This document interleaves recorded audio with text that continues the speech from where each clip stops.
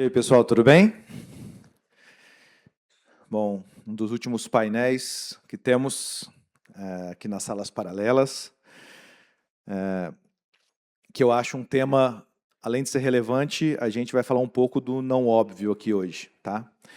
Como duas das maiores empresas do país estão usando inteligência artificial para transformar as operações reais, a criação de produto, não estamos falando só de produtividade e desenvolvimento de software. Então, nesse painel, a ideia é trazer um pouco de case concreto, de histórias reais, aprendizados e os bastidores das iniciativas que já estão gerando algum tipo de resultado, tá bom? Vou conversar aqui com dois craques que estão liderando equipes que fazem muito além de AI, mas também estão vendo AI de maneira diferente. Queria convidar aqui para o palco, primeiro o Diego. Diego é CTO da MS Pharma, do Grupo NC. Salva de palmas, por favor. Com mais de 20 anos...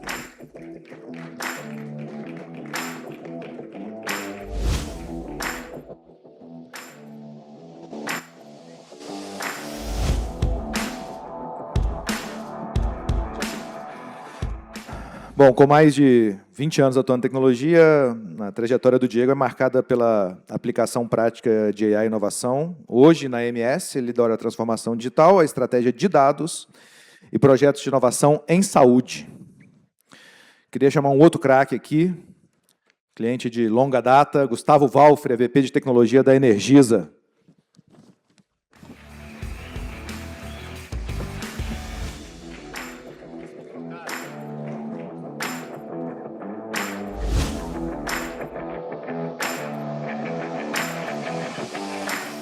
Executivo de Tecnologia com formação em Ciência da Computação, mestrado em AI, MBA e MBA pelo IBMEC, especialização por Harvard. Valfre já tem 28 anos de experiência, foi diretor de TI na Oi, na Edux, e desde 21 está como VP lá na Energisa. Caros, obrigado pela presença de vocês, é uma honra.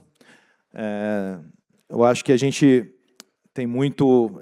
eu conheço os dois e percebi que a gente tem muito a aprender sobre algumas jornadas que eles criaram, que, na minha percepção, vai além e, muitas vezes, contra o hype, né? Eu queria começar, primeiro, que eles se apresentassem um pouco, né? Falassem um pouco da trajetória. Ambos, embora a gente conheça a Energisa e MS, ambas as empresas são mais do que Energisa e MS, né? São grupos maiores. A gente até colocou uma página de fundo aqui para vocês se apresentarem. Diego, fale sobre você, de onde você veio. Valeu, Marcílio, obrigado. Boa tarde aí, pessoal. Bom, antes da gente começar, eu queria que vocês reparassem no tênis do Marcílio. No final, ele vai dar mais dicas aí do tênis, porque ficou muito maneiro. Tênis customizado da Sensídio. Acho que no próximo ano os palestrantes deviam ganhar aí também. Fica a dica, né? Fica a dica. Fica a dica aí. Você sabe que isso foi uma surpresa, né? Cheguei aqui no hotel ontem, o time de marketing falou, vai para o quarto. Eu falei, não, vou ficar aqui no salão, tem que ajudar a organizar. Não, vai lá no quarto. Aí eu cheguei e estava lá, fantástico. Bonito, mandaram bem. Bom time de marketing. Depois você indica o diretor de marketing aí para a galera. Aí. Tá bom. Vamos lá, pessoal, boa tarde. Bom, pessoal, meu nome é Diego, hoje eu estou no Grupo NC. Eu queria fazer uma pergunta para vocês. Quem aqui já ouviu falar de Grupo NC? Até que bastante gente levantou a mão. Normalmente nunca ninguém levanta, porque ninguém sabe o que é Grupo NC. Eu não sabia antes de entrar lá.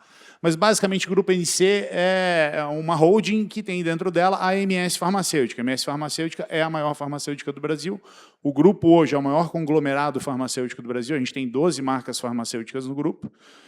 Além das operações farmacêuticas no Brasil, a gente tem operação de mídia com a Globo de Santa Catarina, NSC, e também de real estate no interior de São Paulo com a 3E. Além disso, operação fora do Brasil, na Galênica, na Sérvia. Quem me encontrar depois pergunta, porque a Sérvia tem uma resposta boa para isso, mas hoje a gente tem presença na Europa, na Sérvia, Portugal, Itália, estamos entrando também no mercado americano, e hoje também a gente tem 2 farmacêuticas no México. Então, é um grupo grande, faturamento de 11 bi, e é um grupo onde a gente vem utilizando inteligência artificial já há algum tempo, antes de todo esse hype da inteligência artificial, e eu quero trazer um pouco disso aqui para vocês depois.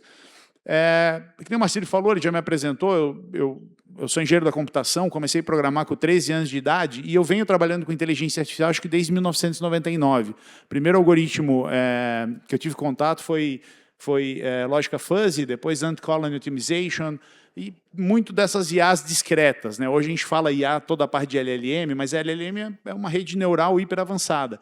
Então assim, eu venho trabalhando com IA todo esse tempo e todas as empresas que eu trabalhei, a gente fez bastante coisa com IA, espero contribuir um pouco aí hoje.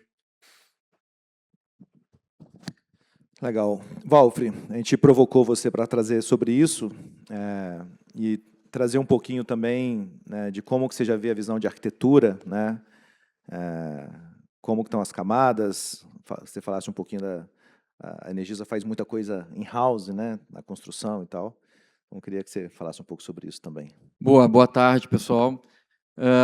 Falar um pouco da Energisa rapidamente aqui para apresentar. Então, já apresentou, eu fiz mestrado em AI, fiz em 2008, então não era hype, ninguém falava muito sobre isso. Me perguntavam e eu falava que ia fazer a geladeira inteligente, comprar na internet, ninguém entendia, né? E acho que daqui a pouco é possível, né? A geladeira vai pedir no iFood para entregar a comida que está faltando, né? Então, eu acompanho o tema da IA há bastante tempo, eu gosto. E aqui é um pouco da empresa, antes de entrar um pouco no detalhe. Vou trazer um pouquinho do que a gente faz, que acho que fica mais fácil ilustrar aqui nos slides. Ficar em pé aqui é que facilita, né? A empresa hoje é um grupo, o pessoal pensa em distribuição de energia, mas a gente está em 9 estados, né? Então essa parte principal do negócio. Mas também tem as transmissoras, fazendas solares e geração hidrelétrica. Tem a parte da Reenergiza, que é a construção de civil e plantas solares também, né? Então tem várias plantas solares no Brasil. Mais recentemente entrou na linha de gás, então hoje a gente é uma das maiores empresas de distribuição de gás, hoje, com a Norgás Nordeste, com a participação, e com a S-Gás do Espírito Santo. E a gente está agora criando a IBio também, que é a parte de biofertilizante, não produzir biometano também. E Volts é uma fintech financeira que a gente criou a partir de uma inovação. A gente tinha que resolver um problema do cliente no transformação digital, que era a bancarização. Deu tão certo que, né, esse produto deu certo, virou uma empresa. E hoje é uma empresa que transiciona aí mais de 1 bi de recebíveis, aí, né, mais de 1 milhão de clientes também envolvidos nesse processo. Então, entrando um pouco no tema da IA, né, só para ilustrar, a gente vê que, a gente fala o tema da hype, né, por que a gente entende que não é hype, né? O quanto economicamente ela está mexendo, né, você vê o gráfico da esquerda lá em cima, é um dos temas, né, na história que mais mexe economicamente na sociedade. Embaixo, ele mexe um pouco com relação ao conhecimento, né, quantidade de domínios que ela está se aplicando e a rapidez, isso é grande. E na direita aqui a gente consegue ver a velocidade e a profundidade que a IA está se envolvendo nos problemas do dia a dia. Então, não é um tema que veio, né, para acontecer rápido, ele vai ficar. E aí, falando um pouco da Energisa com relação ao IA, como é que a gente trabalha com a IA? A nossa relação de IA acontece há bastante tempo, né? A gente tem vários produtos, aqui são os exemplos. A gente usa IA tradicional, vamos chamar assim, né? Eu também não gosto do tema do LLM, já acho que também é tudo IA, mas a gente tem lá o Soma, que é uma parte preditiva de rede, a gente tem lá a parte de materiais, o Sparta, eu falo um pouquinho dele, que é toda a parte de autoatendimento, como é que a gente trabalha lá dentro. A Illumine é todo um sistema de inteligência que olha onde tem questões de faturamento em regiões de baixo densamento no Brasil. Ali toda a parte de Z-Score da Volts ali são algoritmos que a gente utiliza para escoragem. O Vera, ele olha onde tem vegetação, né, com algoritmo de Deep Learning, para entender quando tem que fazer uma poda. E o Sysdrones, vou explicar mais em detalhe na sequência, ele é um projeto bem legal também, que vale a pena falar. Mas, antes disso, a gente também não faz produtos porque a gente acha bacana, a gente trabalha em jornadas, né? Como vocês viram lá, tem várias empresas, a gente padroniza jornadas entre as empresas, depois a gente trabalha com produtos para essas jornadas, para as várias empresas, e esses produtos depois vão para o mercado. Tá? A gente tem linhas de negócio, então, de tecnologia para fora. Tá? Então, pegando os exemplos, atendimento, campo, pagamento, eu já falei, virou uma empresa, né? Então virou uma empresa do grupo. E eu vou dar alguns exemplos aqui. Aqui a parte de atendimento, a gente chama de Giza Brain, então toda a parte de atendimento do grupo ele está convergente, né, de todos os canais, você tem toda uma inteligência por trás, e hoje a nossa retenção no digital é bem acima de 90%, quase que o cliente não tem mais que ir para a loja para resolver problema nenhum, em qualquer canal digital ele consegue ter uma alta resolutividade hoje, é benchmark no setor. Tá? E aqui, falando um pouco mais do campo, né, porque a gente dá vários exemplos, aí, levando para o campo, que é onde a gente opera, a gente está em 40% do território nacional, que a Energisa opera. Ela opera em regiões muito rurais, né, onde tem dificuldade de tecnologias. Então, trouxe aqui alguns exemplos. Né, o WFM, a gente tem um Workforce Manager interno, né, que é toda a parte de gestão de equipe. Frota conectada, porque a gente não tem telecom no Brasil, então a gente teve que ter um Starlink no carro. A gente inventou um VHF que dá 5 km em volta do nosso carro. Então, onde o nosso carro chega, eu tenho toda a parte de iluminação de tecnologia e as tecnologias do grupo que a gente faz se conectam a esse carro e a gente leva, então, digital para qualquer lugar do Brasil hoje, todo o stack. Né? E o Sysdrone, falar um pouquinho desse projeto aqui. Basicamente, a gente tem um drone que voa, né, no campo, a gente tem uma estrutura espalhada pelo Brasil em milhões de elementos. Né? Então, o drone voa, tira foto. Ali na esquerda ele já está reconhecendo o tipo do material que ele está tirando foto, aí usa vários deep learning, mais de 100, tá? A gente foi treinando isso ao longo dos anos, essa IA profunda, e aí a gente consegue identificar o problema sim ou não, e a partir daí ele despacha então a equipe para fazer a manutenção. Isso economiza milhões em custos, né, de operação, e também sabe o momento certo que você tem que operar. Né? Então, isso é um exemplo de produto, deu tão certo que a gente vende o produto também. Tá? Então, o produto que a gente está vendendo, não estou fazendo propaganda não, tá, Marcelo? E aqui, como a gente trabalha, a gente criou uma plataforma do grupo, né? Então a gente tem os produtos em cima, acho que aqui tem uma canetinha, né? Aqui a gente criou as plataformas em cima, são alguns exemplos. Aqui no meio, a gente agora está criando essa parte de agente, falando na sequência. Lá embaixo, a gente criou o conceito de Energisa Cloud Platform, né? Quer dizer, a gente aprisiona nossos produtos em qualquer tipo de cloud, seja a nossa própria ou de terceiros, tá? Então, usando FinOps, a gente tem lá o Alctus ali em cima que escolhe onde vai aprisionar esse tipo de produto. E no meio, uma plataforma forte de dados, que é o nosso Data Lake, que a gente chama de Energisa Data Platform. Tá? Na esquerda, acho que vale falar que assim, todas as aplicações do grupo são próprias. Tá? A gente não tem RP de terceiros, não tem CRM de terceiros. O pessoal pergunta, você não tem aquele RP do fabricante? Não, não temos. Tá? A gente faz tudo dentro de casa, porque a gente acredita que é o potencial de criar produtos, alavancar rápido, e agora, com o tema da IA, virou uma grande vantagem, porque o Vibe Code, né, todo mundo usando esse tipo de técnica, a gente acelera muito, né, tem um custo baixo e acho que ajuda muito o tema do agente. Então, a gente pensa no tema do lock-in, né, eliminar lock-in, e padrões de arquitetura, né, que acho que são bem conhecidos aqui. Aí, falando um pouco da mudança, né, a gente sai dessa visão tradicional de software, né, de serviço, já virando para a visão mais agêntica, onde a gente tem que estruturar bem essa arquitetura. Né? Então, aqui tem alguns indicadores, vou passar rápido aqui, porque a gente tem uma conversa na sequência, mas aqui é um frame, tá? A gente padroniza, a gente trabalha padronizando, como desenvolve tudo dentro de casa. É muito importante a gente padronizar essas camadas todas. Então, a gente está chamando lá a primeira camada, que é a Energisa Agent Platform, que basicamente a gente usar vários tipos de arquiteturas ali dentro, mas padronizando. Mas toda a parte dos boundaries, das fronteiras, como o MCP, o EDP, isso a gente padroniza. Então, se eu trocar uma camada qualquer, por algum motivo, porque a gente está vendo que a evolução... O pessoal pergunta, mas qual a plataforma que você está usando agora? É agora, porque daqui a pouco vai mudar. Né? E a gente também não está se restringindo a usar uma específica. Tá? Então, a gente está padronizando as camadas, a forma de comunicar. Na esquerda, a gente achou importante padronizar também a parte de processo, porque o pessoal fala de agente. A gente não sai colocando agente aleatório na empresa, a gente estuda o processo, redesenha o processo, né, e a partir desse processo entende que tem um ROI em cima dele, então a gente aplica depois o agente na sequência. Tá? A gente também não faz a parte de tecnologia para achar bacana. Né? Então, esse aqui é o nosso frame. E aqui um pouco da governança, a gente vai entrar um pouco no detalhe aqui na conversa, mas basicamente são dimensões que a gente entende que tem. A gente tirou um manifesto de IA para o grupo, então todo o grupo, são mais de 17 mil funcionários, eles têm que conhecer o manifesto, como é que a gente opera com isso. A parte de baixo, de governança de dados, né? Não adianta falar de agente se você não falar como é que você governa seu dado, então esse é um tema bem importante, está dentro do EDP. E a nova AI é uma plataforma nossa, onde todos os colaboradores podem ter ideias de IA, iniciativas, e eles aprovam a ideia dentro da plataforma, E aí ele tem que demonstrar o ROI, depois faz uma experimentação, antes de fato partir para a produção aqui, né? O que eu mostrei são produtos finalizados, mas tem toda uma esteira até chegar lá, né? E os guarda-reios técnicos, né? Aí tem time de tecnologia, segurança, infraestrutura, definindo bem o que cada um pode fazer, como fazer, aonde fazer. Então isso é bem formalizado. E por fim, é um pouco do que isso significa para o grupo, né? A gente é um grupo do setor de energia, um dos mais premiados. No Brasil, a gente está entre as 5, o 5º lugar no ano passado e o 6º lugar pelo Prêmio Valor. Então, isso tudo reverbera em inovação. Não inovação pela inovação, mas aí que a gente entende que são um dos pilares importantes para o grupo para causar qualidade, impacto no cliente em todas as operações do grupo. E aqui um pouquinho dos números a mais, né? Presente em grande parte do território nacional, quantidade de pessoas que a gente atende e o investimento envolvido aqui na operação. Tá bom? Acho que essa é a introdução. Obrigado. Show de bola. Eu achei legal trazer esse projeto dos Sysdrones aí. O Walfri sabe que eu sou fã, porque é tão bom que agora vocês estão vendendo, né? Então, vai criando projetos. E uma coisa que eu achei interessante quando a gente convidou o Diego e o Walfri, são essas histórias, né, de, olha, a gente usa inteligência artificial para mapear rede, né? E aí, queria que o Diego falasse um pouquinho sobre isso.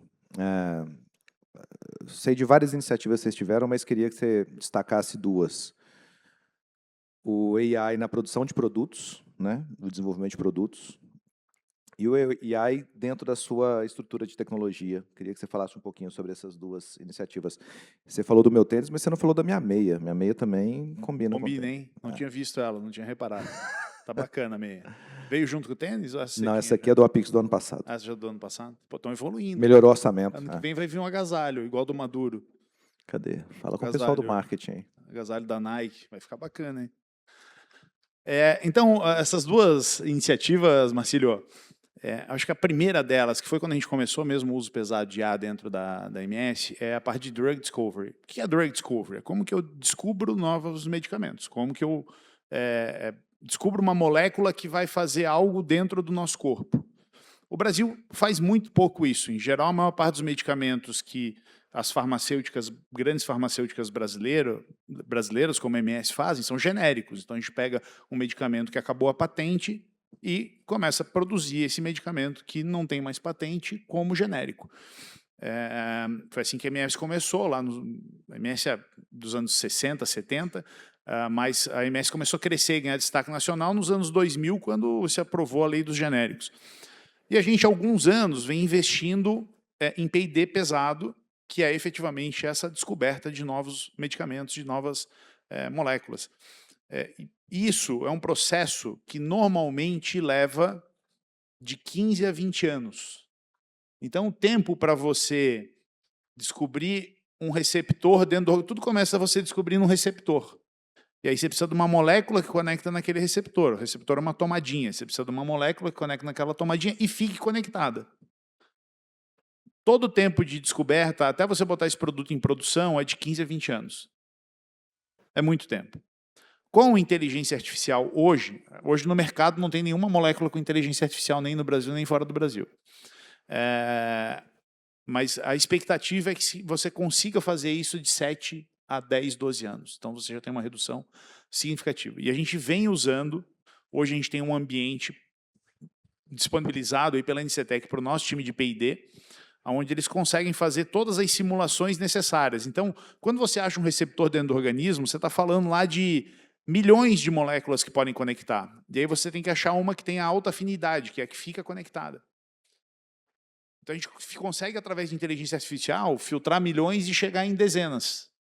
E aí sim que a gente vai para teste in vitro, que a gente fala, né? Então, o que a gente tem é o Dry Lab, a gente faz toda essa simulação com o IA, então a gente tem lá um parque de placas NVIDIA, tudo em parceria com a AWS, a Amazon, que é o nosso parceiro nisso.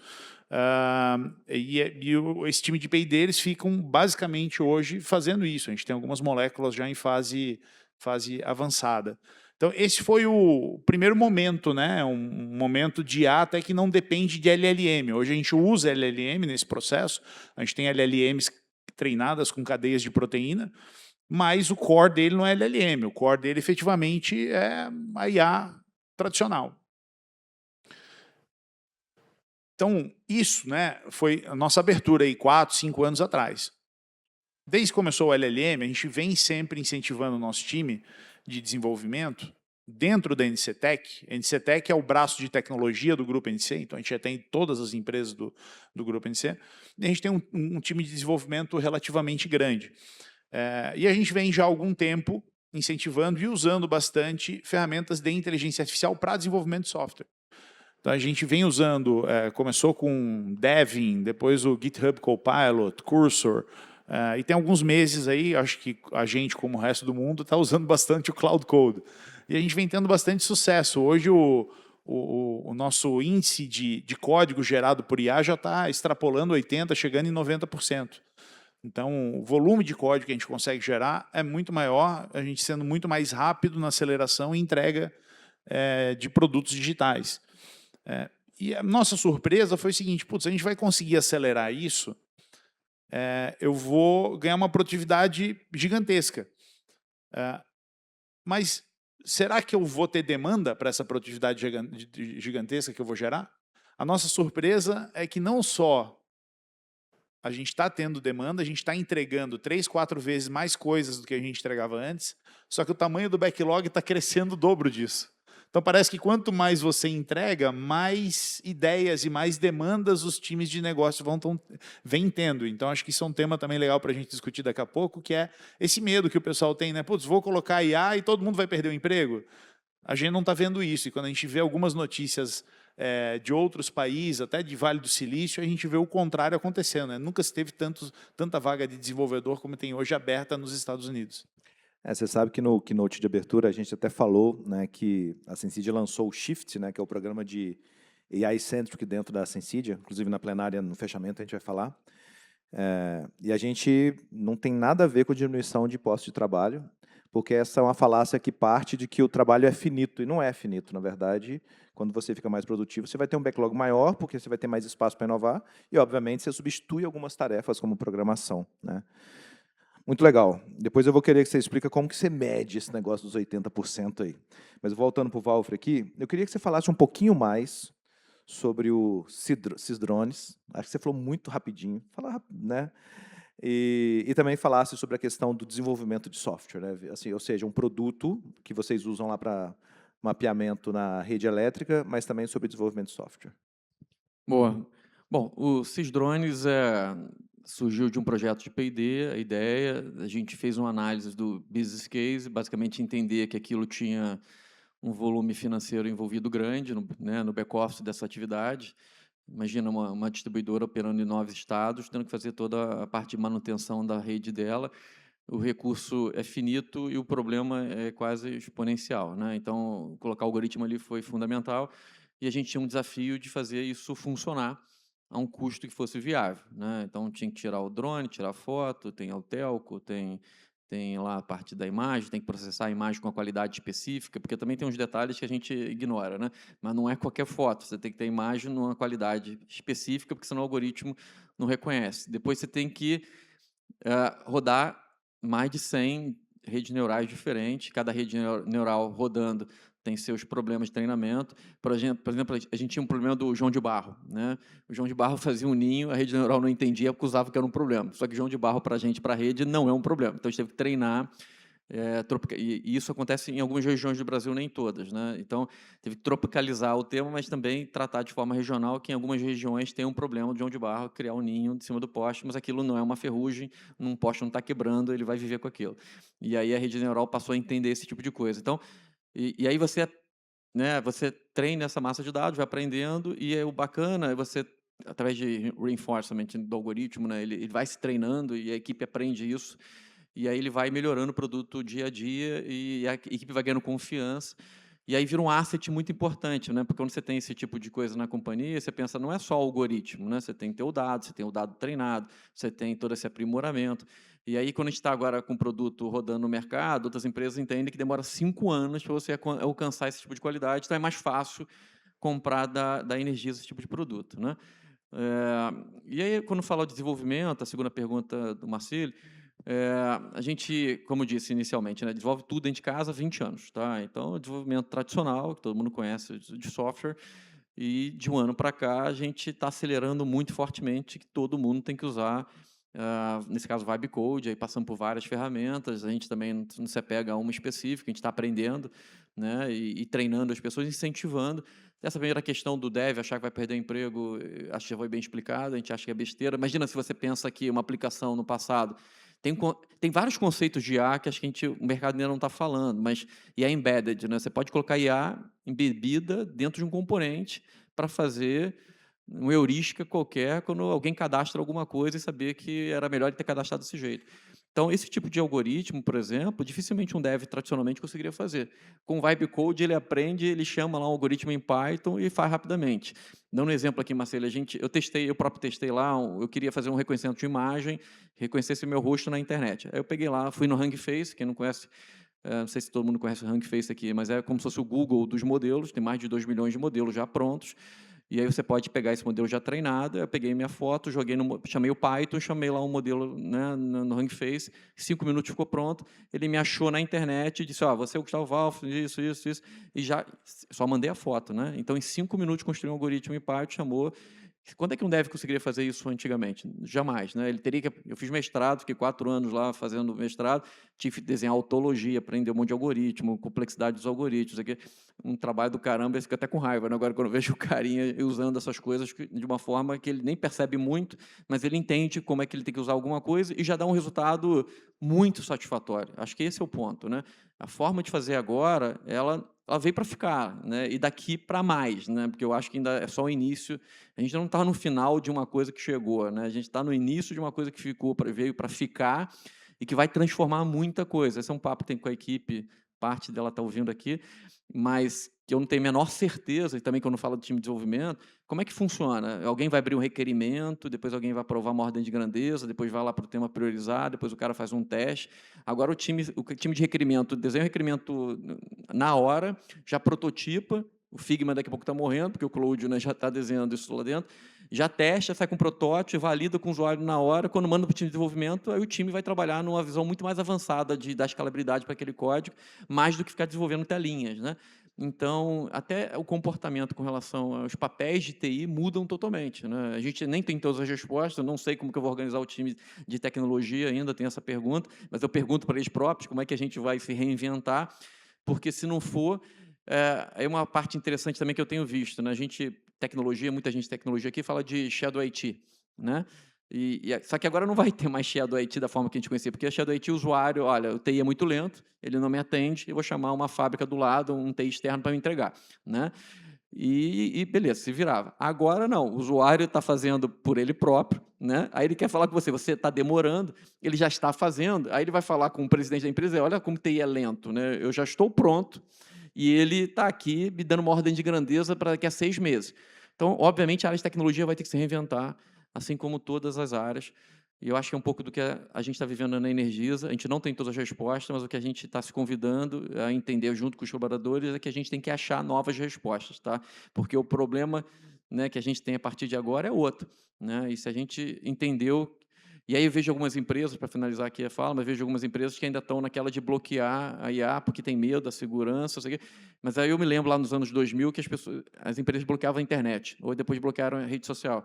É inevitável, não adianta você bloquear, você tem que aprender a lidar. Né? Meu time de segurança fica doido, né? Mas aí eu falei, cara, vamos aprender a jogar esse jogo. E vamos entender como é que a gente lida com ele, treinar a cultura, né? Guarda-reis, a questão toda de aprendizado para frente. Então, acho que é um pouco disso que a gente está vivendo. Legal. Eu acho muito legal a proposta da Energisa de, cara, eu consigo construir várias coisas, né? Como você falou, tem vários pacotes de software, né, de fornecedores que a Energisa optou por fazer internamente. Exceto a plataforma de APIs que usa da Sensidia, né? Porque aí... Essa ainda não, mas o Marcílio já está se mexendo, né? E falou que vai entregar uma coisa bem melhor. Então tá bem bom. melhor. Inclusive a gente vai resolver a questão da segurança dos MCPs, mas isso é para o Apix do ano que vem. Diego, voltando aqui, agora trazendo mais para dentro de casa, na questão de arquitetura. Eu queria falar um pouco de impacto no time, né? Você já tem uma jornada de experimentar vários produtos, de implementação. Pensando numa arquitetura meio que AI first, o que muda na estrutura de time? Se é que muda alguma coisa, né? No seu time lá, o que muda? Quais são os papéis novos ou skills novos, whatever. O que muda? Qual que é o impacto que você sentiu? Se tirar a foto do seu time de 3 anos atrás, time de hoje, o que mudou e por que foi por causa dessas iniciativas de AI? Eu acho que com a IA, os times estão conseguindo se mesclar com a IA. Então, uma iniciativa que a gente tem aí já há um tempo, vem sendo liderada até pelo Washington, que está aqui com a gente tem criado elementos do time como agentes. E esses agentes também participam do squad de uma maneira ativa. Então, com isso, a gente consegue ter um squad trabalhando em uma determinada demanda com menos engenheiros humanos, vamos dizer assim, mas com esse apoio específico desses agentes. Então, quando a gente fala aí de arquitetura de time, a gente vê o negócio ficando muito mais dinâmico, mais rápido e mais ágil, até porque esses agentes não precisam dormir. Os agentes, ontem o Washington estava me falando que ele acorda 3 horas da manhã para ver o feedback que os agentes deram lá na squad dele. Ele acorda 2, 3 da manhã lá para ver como é que está o negócio. A mulher dele deve estar feliz. Está competitivo o Washington, competitivo. Né? Ele falou, não quero que esses agentes fiquem parados. Então, mas é engraçado que quando você vê esse tipo de report, por exemplo, de fora do Brasil, do Vale do Silício, lá está insano. Os caras não estão dormindo literalmente. Por quê? Porque eles estão conseguindo montar times e times e times, e mesmo assim tem milhares de vagas para engenheiro para desenvolver e fazer isso para eles. Então, eu acho que a gente está começando, logicamente, isso pela área de tecnologia, né, e em como que a gente usa os agentes integrados com o time humano, mas isso naturalmente vai se expandir, vai crescer para as outras áreas da companhia, para o jurídico, para o financeiro. Semana passada eu estava em Orlando no evento da SAP. E a SAP mudou o nome do RP dela, né? Era Business Suite, ela mudou agora para Autonomous Suite. E uma das coisas que eles mais apresentaram foi isso. Por exemplo, o processo financeiro da própria SAP agora são pessoas com agentes. Eles já têm alguns processos que vão trabalhando junto com pessoas. O que eu vejo, o pessoal fala, na hora que a gente, logicamente, escuta notícia, né, a gente escuta muito notícia de quem? Do presidente da NVIDIA, do presidente da Microsoft. Esses caras estão colocando bilhões, trilhões em AI. Eles têm que falar mesmo um negócio radical. Se eu fosse eles, eu falaria um negócio radical, que nem eles falam. Mas na hora que a gente olha, especificamente, as LLMs, por arquitetura, elas não foram feitas para serem assertivas. Elas são redes neurais. Redes neurais são que nem o nosso cérebro, ela erra. E você não consegue saber o porquê que ela deu aquela resposta, por uma característica da rede neural. Então, você não consegue saber por que a IA alucinou. E ela vai alucinar. Então, você vai precisar, sempre, diferente do que o pessoal fala, de humanos trabalhando junto com as AIs. Os humanos que souberem usar, dominar os agentes, eles vão fazer muito mais do que os que não souberem. Assim como quem lá atrás, a gente estava falando antes, quem lá atrás soube usar a internet. Quem lá atrás soube...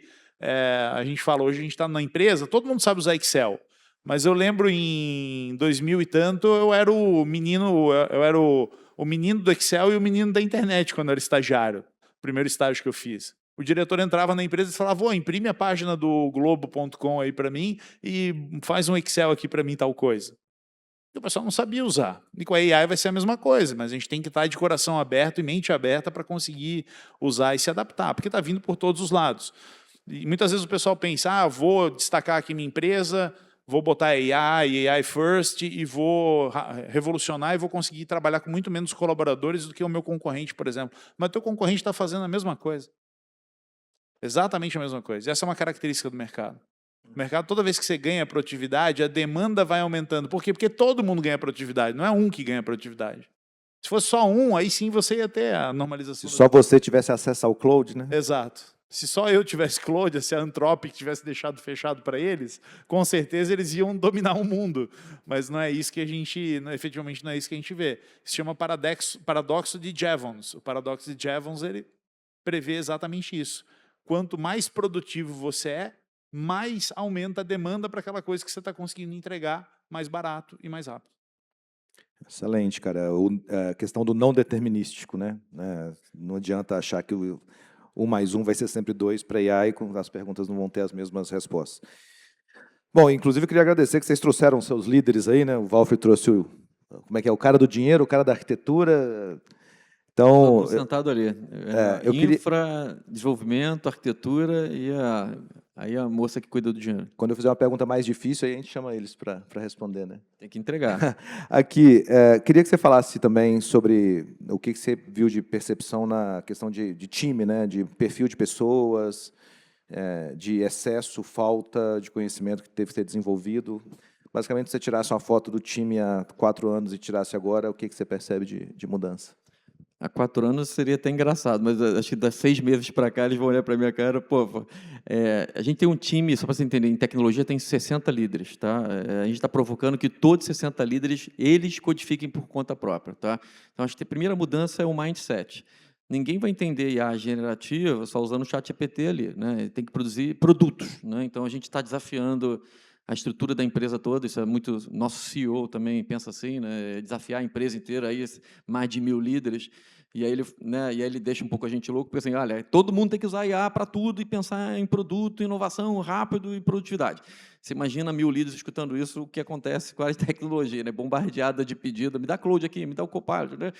Mas eu acho que está vivendo um momento muito recente de uma mudança muito radical. Eu acho que os profissionais têm que estar abertos a esse aprendizado. A primeira mensagem aqui é você tem que estar aberto a aprender, desaprender certeza que você tinha, porque você tinha de certeza já não vai te servir muito, né? A ferramenta que você está aprendendo agora, amanhã já é outra, então você tem que estar aberto a isso também. Então, eu acho que está passando muito novo e os profissionais ainda sequer estão entendendo isso, sabe? A gente está passando por isso agora, né? Então, dos 60 leads de tecnologia, estão todos eles lá, a gente ficou grupo, está todo mundo treinando e postando um pouco do que está aprendendo. Então, a pessoa de segurança, a pessoa de arquitetura, a pessoa de infraestrutura, né? Falou, como é que você vai trabalhar com infraestrutura agora com a IA? Então, tem que ser tudo código, né? Então, a infra agora está virando código para tudo. Então, é uma mudança muito nova. Eu acho até difícil explicar como é que as pessoas estão lidando com isso. Pessoal, a gente está vendo a era da ansiedade, né? Tem um problema que é muito sério das pessoas, que é burnout, e um tema da ansiedade, quando a gente pensa em pessoas. Eu falo muito com o RH, a gente fala muito sobre isso, essa reflexão. Eu tenho tentado levar para as equipes, olha, deixa a ansiedade de lado e pensa na curiosidade. Isso ajuda, porque se você está... A ansiedade vem muito porque uma coisa nova está te atropelando e você tem medo, então você refuta. Medo, né? Você refuta. Eu acho que se você entender que aquilo, pô, é uma oportunidade para a gente fazer diferente, e quem dominar aquilo vai ter uma vantagem muito maior do que quem não tiver ali, você começa a pegar a ansiedade, transformar em curiosidade, e você vê que surgem coisas fantásticas, né? Vocês devem estar reparando aqui no último ano, a quantidade de empresa nova que surgiu baseada em IA, com uma meninada nova, ou com pessoas que fizeram né, repensaram alguma coisa ali, estão lançando, é impressionante. Muitas das empresas também não vão existir daqui a pouco, mas novas também vão surgir. Então, eu acho que a gente está vivendo um momento único na nossa era, que acontece muito esporadicamente, mas que é fantástico, né? Porque se você entender que isso é uma oportunidade para toda a geração que está aqui, eu acho que isso muda, né? Se você também não estiver preparado e você também não for um líder que estiver incentivando, você vai ter um problema sério, porque as pessoas ou elas vão embora porque tem outra empresa que está usando, ou você vai criar uma camada de management do teu time que não está preparado em nada, e aí, como foi dito, a concorrência está se mexendo, tá todo mundo se mexendo. Né? Então, você não pode optar em ficar parado. Eu realmente tenho, às vezes, fico pensando à noite, caramba, o que eu vou fazer amanhã e depois? Porque se eu não me mexer, para mim, a área de tecnologia já não existe mais e a gente tem que se mexer. E daqui a pouco a empresa que a gente conhece também não existe mais da forma que a gente está pensando. Né? Então, eu acho que não tem uma resposta muito clara. Acho que a única dica que eu daria, já que não tem uma resposta muito assertiva, abre para experimentar. Agora, também não fica experimentando porque acha bonito, né? Muito baseado em resultado. Né? A gente recentemente, passar uma experiência aqui, eu falei daquele frame, mas aquele frame está ligado a um programa que a gente chama de Energize Mais. A gente pegou 500 processos da companhia, revisou os 500 processos, olhou onde tem muito custo atrelado, escolheu 15. Tá? Então, a gente não escolheu centenas, escolheu 15 processos, a gente decidiu que ia pivotar a companhia nesses 15 processos. Tá? E aí, com muita visão, muito de inteligência, e aí entra a gentificação, entra várias técnicas aqui, mas aonde tem ROI, tá? Onde tem retorno. E aí a gente está investindo a equipe com esse mindset novo para esse tipo de iniciativa que vai dar bastante retorno. Então, como a gente está acreditando, como a gente enxerga hoje a situação. Legal, é interessante, né? Uma segunda onda, a gente teve a pandemia, né, da ansiedade, agora tem a pandemia de AI, né, de ansiedade também. Tem mais duas perguntinhas aqui. Me falaram que a gente tem uns minutinhos extras aqui, então a gente pode seguir para elas. Seguinte, hoje de manhã, principalmente, a gente falou muito sobre o caos, né, da multiplicação de agentes, o risco de MCPs desprotegidos, né, expostos.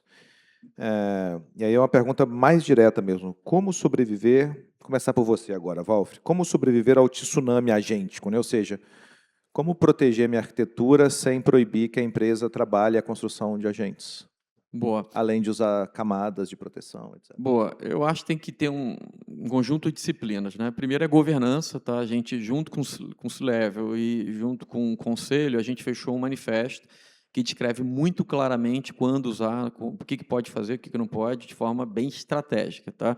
E aí tem que ter retorno, né? Tem que ter responsabilização, não é porque a gente está dando liberdade que as equipes podem fazer o que querem também e não são responsabilizadas pelo dano que cause, obviamente são, e a gente treina, né, e traz essa conscientização, mas também não quer causar medo, pânico, essas coisas. Então, mas imagina, você tem a tua base de clientes, tu vai carregar num agente qualquer, aberto, usando uma LLM qualquer, você tem um risco de vazamento gigante, né? Então, obviamente, tem que conscientizar as pessoas. Esse tema do stack, criar um stack que, de alguma forma, te ajude. Então, não só na parte do agente, mas vocês perceberam aqui o exemplo que eu dei, a gente está criando bem a camada de MCP bem definida, então, o cara que vai criar o agente vai ter acesso a esses componentes, ou essas APIs, como a gente quiser dizer aqui, e do outro lado o dado também, né? Porque vai rodar um agente, tem que ter dado, né? Se você não tiver dado, o agente vai processar o quê? Então, vou fazer uma questão de produtividade pessoal do teu e-mail, né? Mas para a empresa ele precisa processar altos volumes de dados, né? E aí a gente também estrutura o dado dentro desse ambiente que eu chamei, que é o EDP, né? Que é o Energisa Data Lake.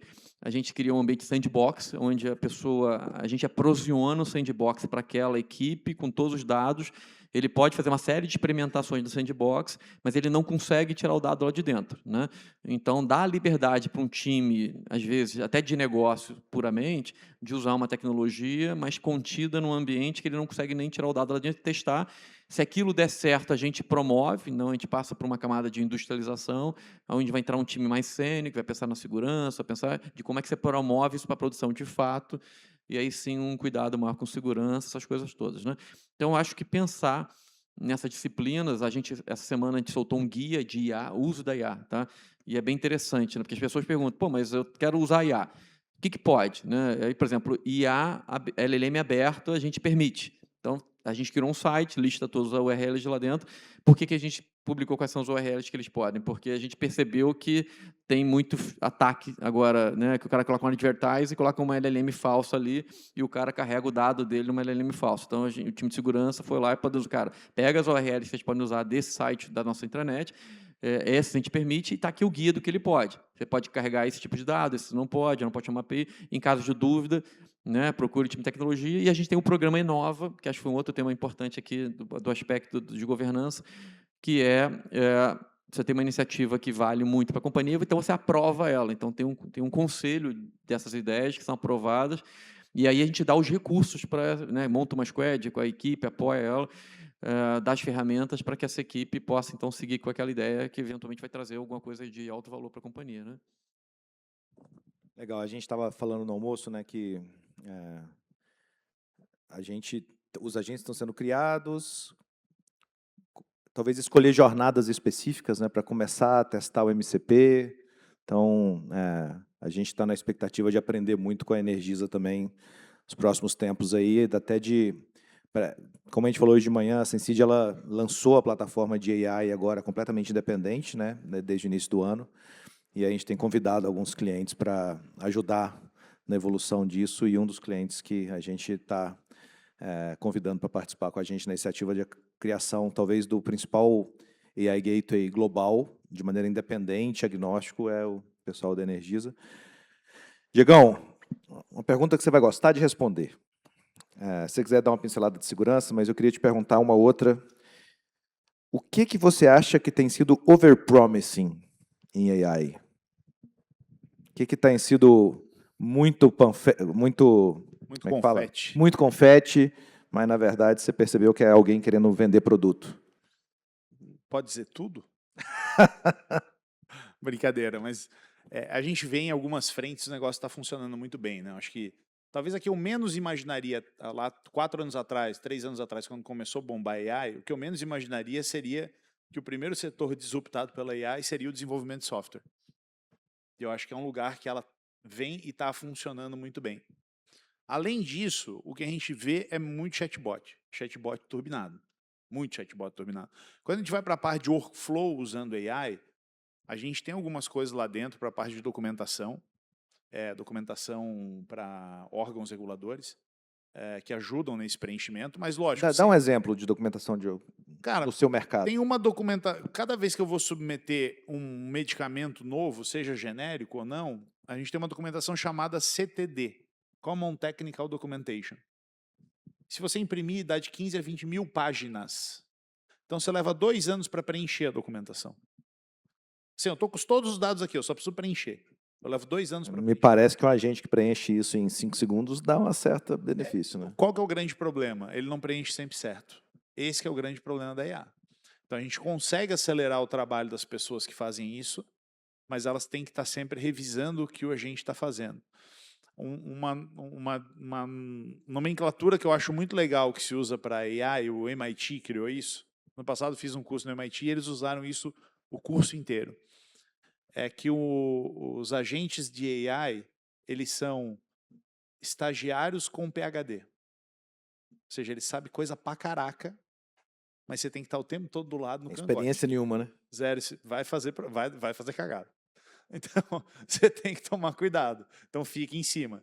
Então, eu acho que assim, quando a gente vai escutar o que o mercado está falando, a gente vai escutar quem? Como eu falei, o Jensen Huang, presidente da NVIDIA, Satya Nadella, presidente da Microsoft.